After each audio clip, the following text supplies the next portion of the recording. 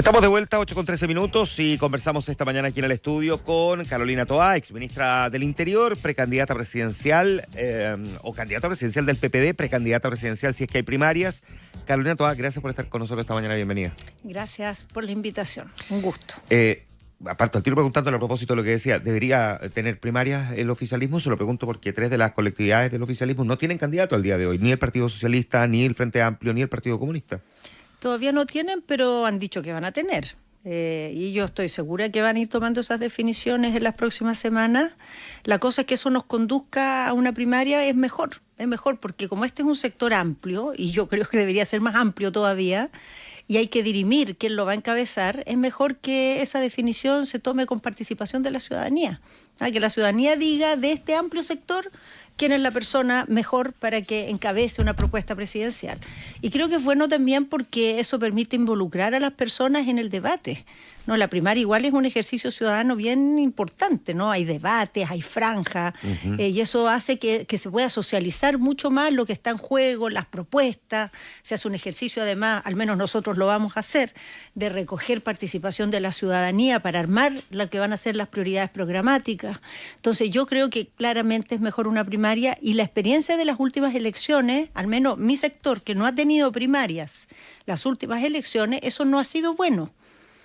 Cuando fue la elección en que salió electo el presidente Piñera, mi sector no tuvo primaria.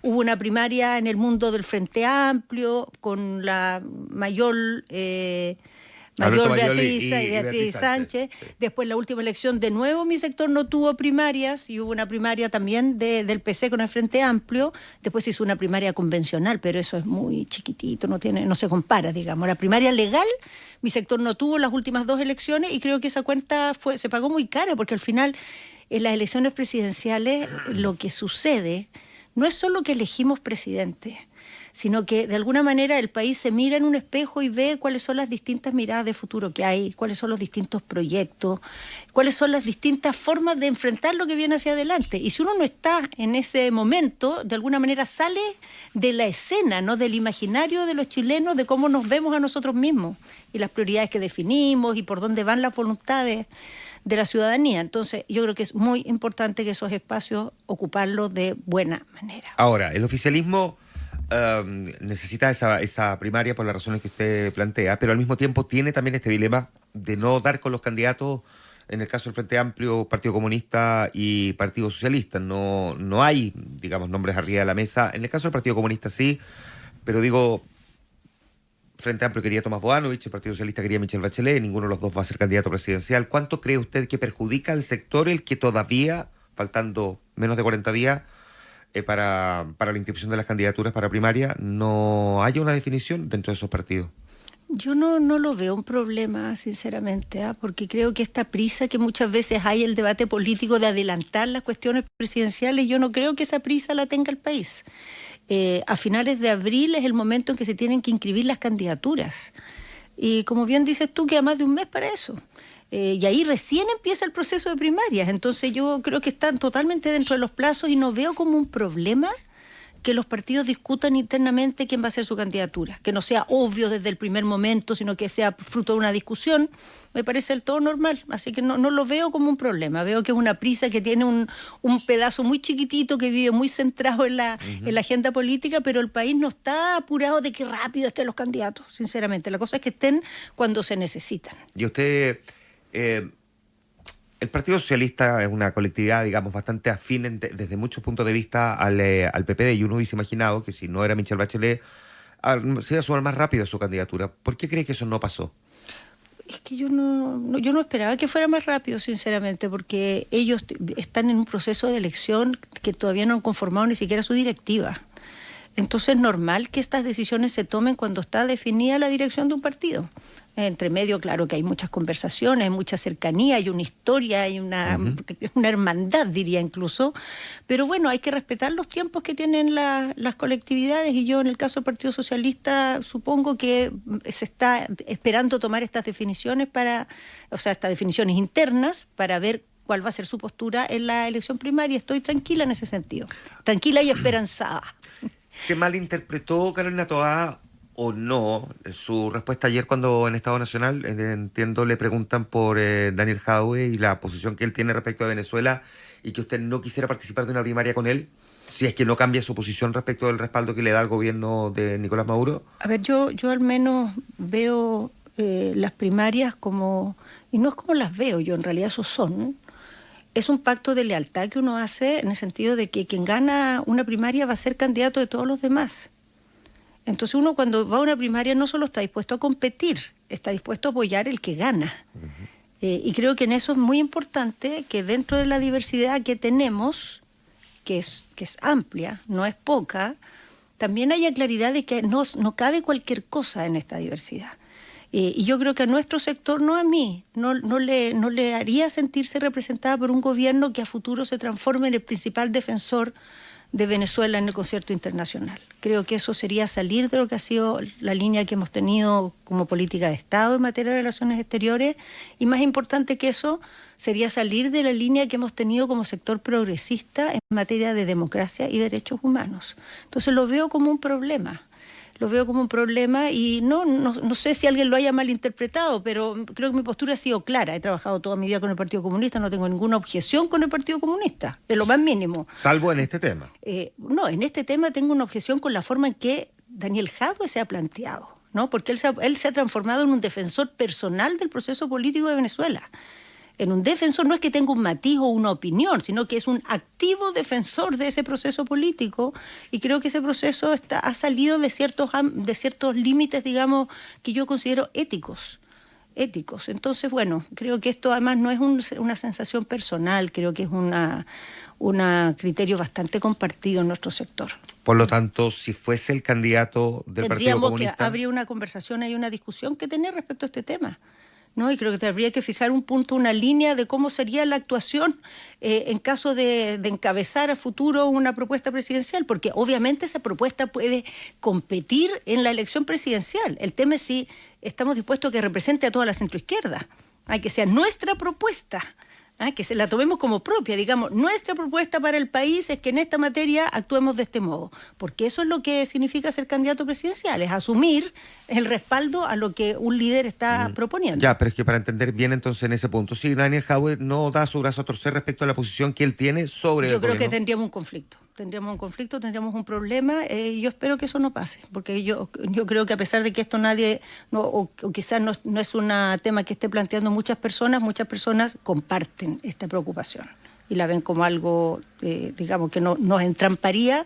severamente en algo que debiera ser más bien un momento de suma, un momento de propuesta ante el país. Nos entramparíamos en este punto y eso dificultaría lo que debemos lograr en este año, ¿no? Que es sumar a una propuesta de gobierno a la mayoría del país.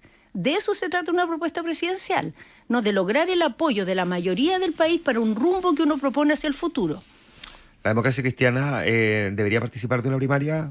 O sea, debería, nunca hay que decirlo así, porque la libertad es libre, como dicen, no tiene una obligación, pero creo que sería bueno. Ahora, creo que sería bueno. Ellos sí plantean que mientras el Partido Comunista no quisieran sumarse a una primaria, se incluye al Partido Comunista. Sí, pero yo creo que esas son cosas que hay que conversar, porque quizá hay una experiencia, hay un momento en que la democracia cristiana vivió una etapa difícil y que coincidió precisamente un momento en que estábamos en la coalición que se llamaba Nueva Mayoría, donde estábamos todos juntos.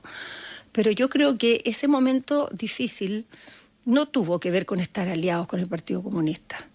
Tuvo que ver con que ese sector que había sido parte de los gobiernos de la Concertación estaba en una especial debilidad en esa época, con muy poca, digamos, claridad también para defender lo que había sido su trayectoria y para debatir con nuestros aliados distintas digamos, posturas que teníamos o puntos de vista que son normales dentro de una alianza amplia.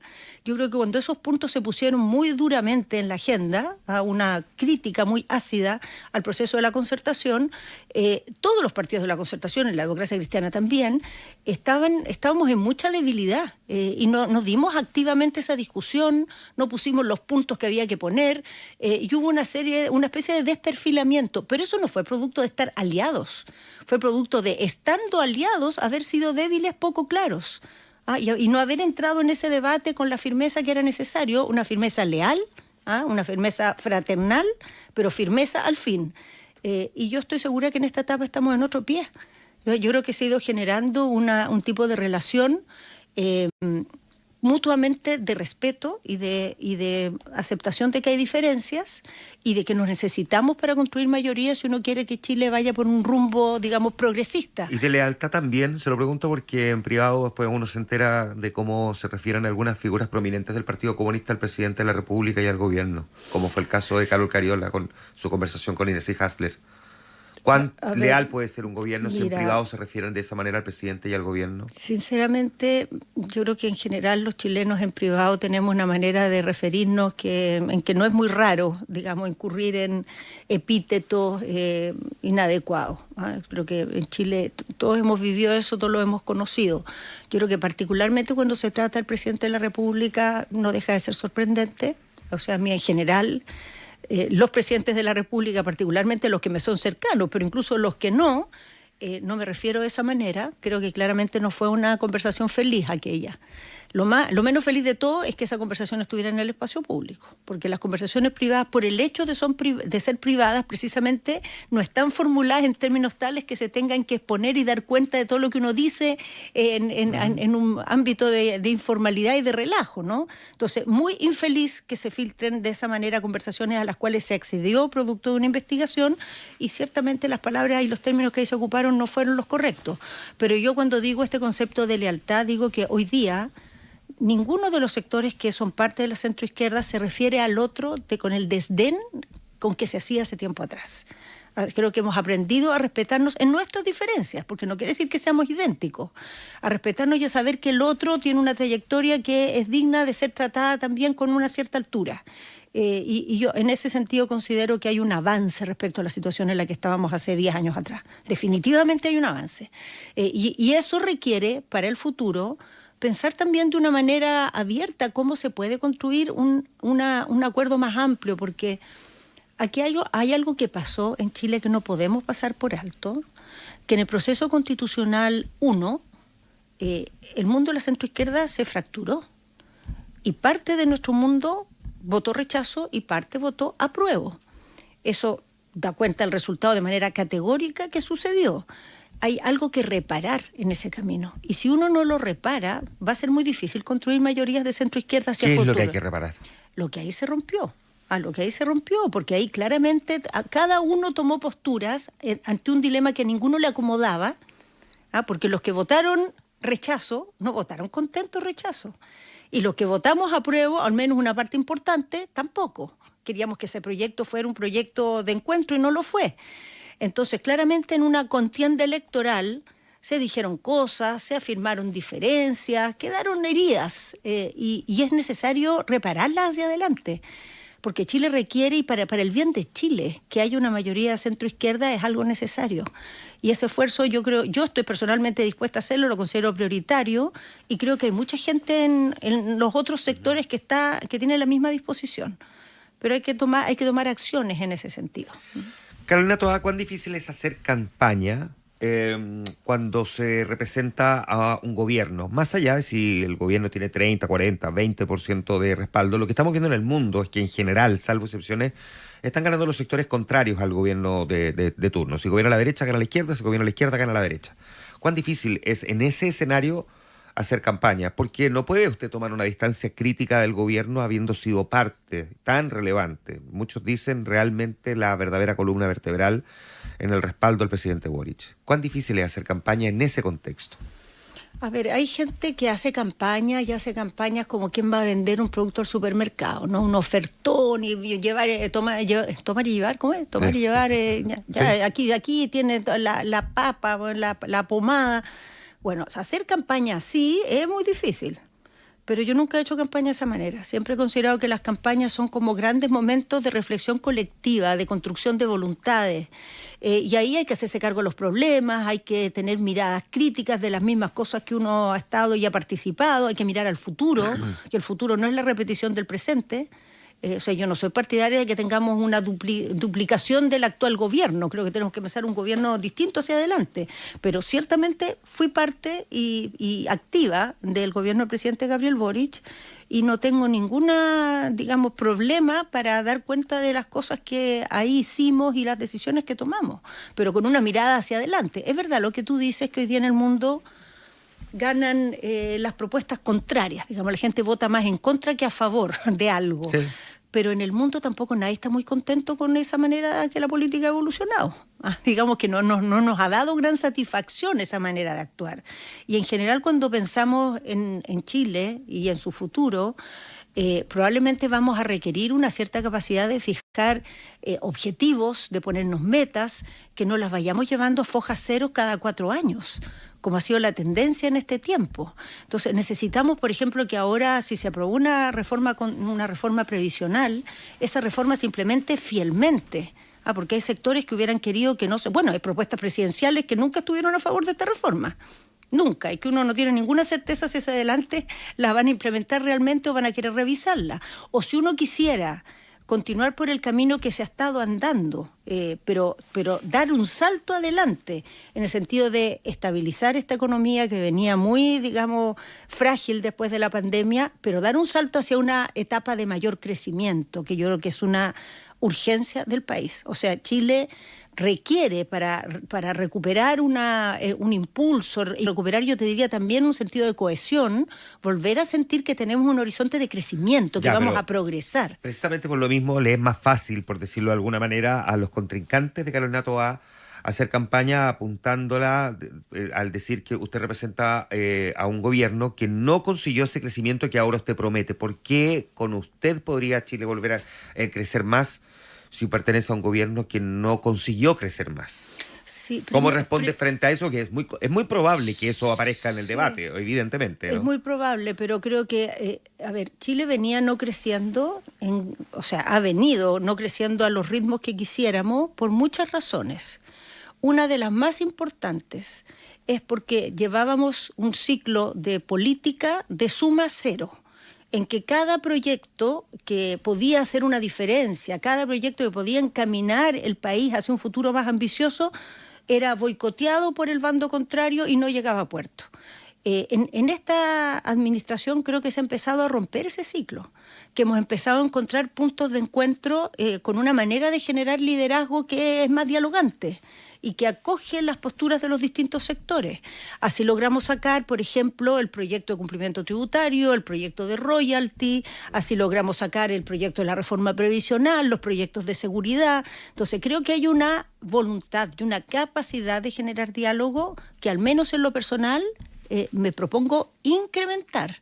O sea, yo creo que a futuro nosotros debiéramos tener, una de las cosas básicas que debiéramos tener en un próximo gobierno es generar una instancia permanente de diálogo social con el mundo de la empresa, el mundo del trabajo y el Estado, para ponernos propósitos ambiciosos.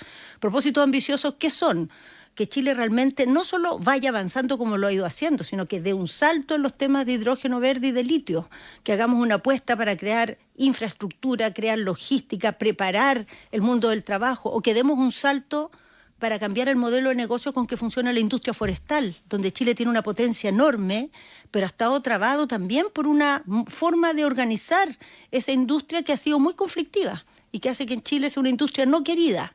Podría ser una industria con enorme potencial, además pegada o encadenada a una industria del sector madera que nos podría ayudar a resolver los temas de déficit habitacional. Ahí tenemos un ámbito de innovación gigantesco para desarrollar, pero eso requiere acuerdos, requiere diálogo social, requiere incorporar posturas distintas de diversos actores, y creo sinceramente que el sector que representamos, y particularmente de donde provengo, tiene esa capacidad de diálogo y de acuerdo más que los que están en la oposición. Ahora, claro, y lo hemos demostrado. Pero tener esa capacidad no significa necesariamente que no vaya a ocurrir lo que yo le describo, que en una contienda electoral le van a enrostrar pertenecer a un gobierno que no consiguió ese mayor crecimiento económico.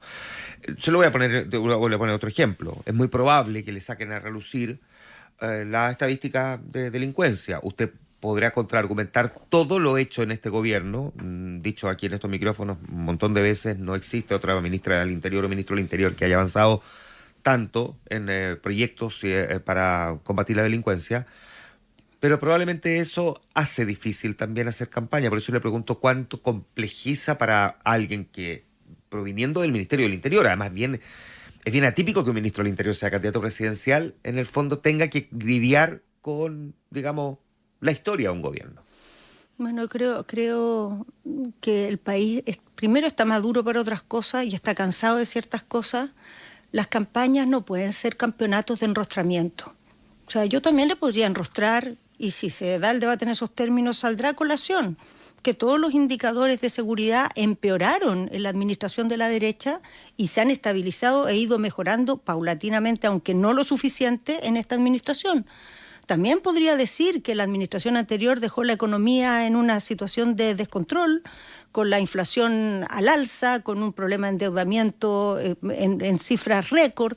Entonces, sinceramente, ¿vamos a hacer un campeonato de enrostramiento o vamos a hacer un campeonato de propuestas de futuro? En que cada uno se para con sus credenciales, cada uno aquí tendrá las suyas, ¿no? Tendrá que mostrar lo que ha hecho en seguridad, las posturas que ha tenido en materia económica, las posturas que ha tenido en materia social, en materia de protección social, y las posturas que ha tenido en materia de diálogo político y de capacidad de formular acuerdos. Y con eso competiremos, ¿no? Proyectado hacia el futuro, proyectado hacia lo que proponemos hacia adelante, porque lo otro nos lleva de nuevo a esa política de suma cero, y en esa política lo que uno ve, al menos lo que yo veo en la oposición, es un intento, porque consideran que esa es la mejor manera de competir, de tratar de mostrar al Chile de hoy como un perfecto desastre, como una ruina de país. Entonces, como lo hacen ver como una ruina de país, piensan que la gente va a decir, no, vamos por algo distinto, porque ¿quién quiere más de esta ruina?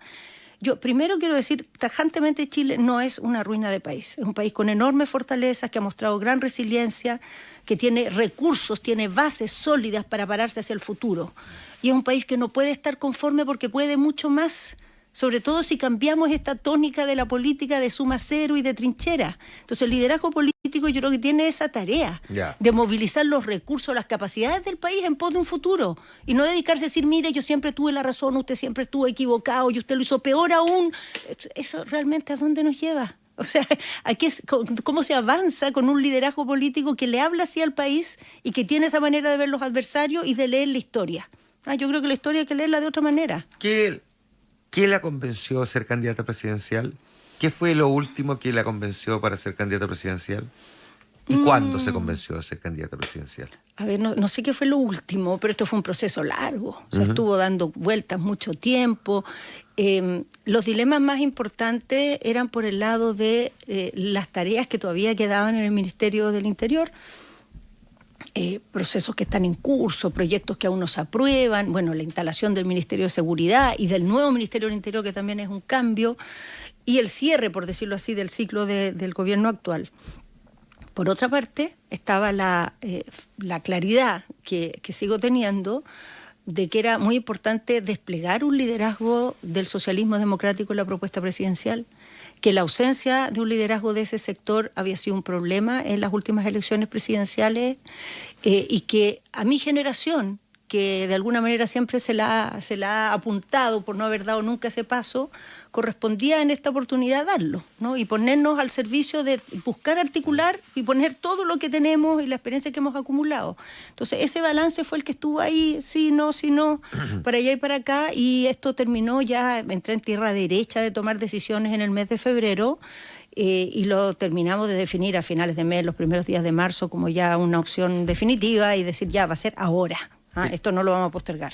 ¿Qué le dijo el presidente? Es lo que se pueda contar, ¿no? Cuando usted le comunica que va a dar este paso. Bueno, primero lo conversé varias veces con el presidente, antes, ¿no? Como una posibilidad, que esto estaba ahí abierto, que era una alternativa. O sea, no fue una conversación inesperada. Pero hacerlo en una fecha así al tiro, yo te diría, fue el mismo día. Porque yo le había dicho que estaba definiendo, que tenía que ser en tal fecha, que todavía, y de repente llegó un momento en que hubo que decir ahora, y habíamos pensado hacerlo durante la semana, y un día en la mañana lo llamé y le dije, ¿sabe, presidente? No va a poder ser en la semana, va a tener que ser hoy día. Porque ya se volvió muy insostenible, y yo lo último que estaba esperando, pues esto yo salí un martes, esto lo teníamos decidido los viernes, al final de la semana anterior. Estábamos esperando que salieran los decretos con fuerza de ley de los ministerios, que los dan ya oleados y sacramentados, y eso se adelantó un poco respecto a lo que esperábamos. Y una vez que salió ya la prensa, yo ya no podía pasar de una oficina a otra, porque había camarógrafos esperándome en los pasillos, que yo pasaba y me decía, ¿cuándo? Entonces ya no funcionaba la cosa. Y yo dije, ya, no estiremos el chicle, vamos nomás, echémosle. Déjeme hacerle esta última pregunta, es una pregunta que hace mucho rato quería hacerle, no se había dado la oportunidad, pero es una pregunta compleja, pero más compleja es la respuesta probablemente. Gracias por esa. Pero una pregunta que tiene que ver con algo personal, en su proceso personal, no institucional, no de ministra, no político. ¿Con qué sensación se quedó respecto de Manuel Monsalve? En lo personal, porque fue alguien que era de su total y absoluta confianza. Ay, Manuel,